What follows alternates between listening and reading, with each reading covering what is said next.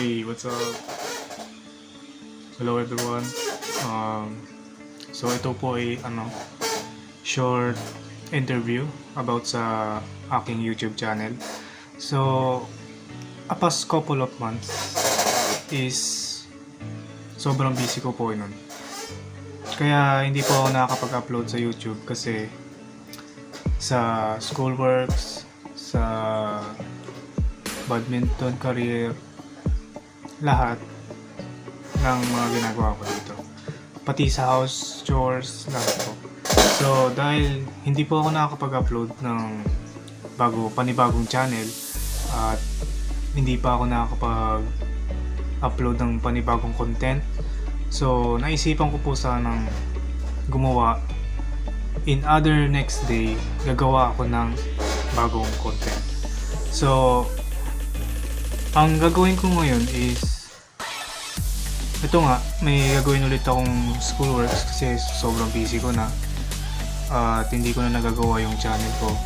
Hindi ko na rin naisip na mag-vlog ako ulit. So, itong interview na to is para to sa YouTube ko na sobrang tagal ko nang hindi nakapag-upload. Nakita ko sa channel ko is yung last upload ng aking vlog is it's been 1 month na. So, kada 1 month kasi nag-upload ako ng YouTube channel ng content. So, sana ay makagawa ulit ako ng bagong content kung hindi ako busy at hindi ako masyadong walang ginagawa. Ayun. So, yung sa pag-upload ko nga pala ng short video sa YouTube, yun po yung pag-alis ng aking papa. So, yun. Tapos,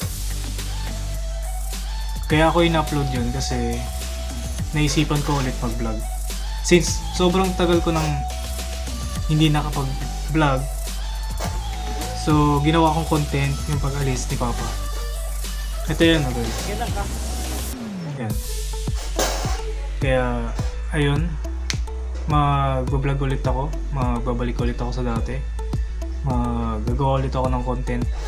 At hahanap ako ng idea kung anong magandang solusyon sa YouTube. At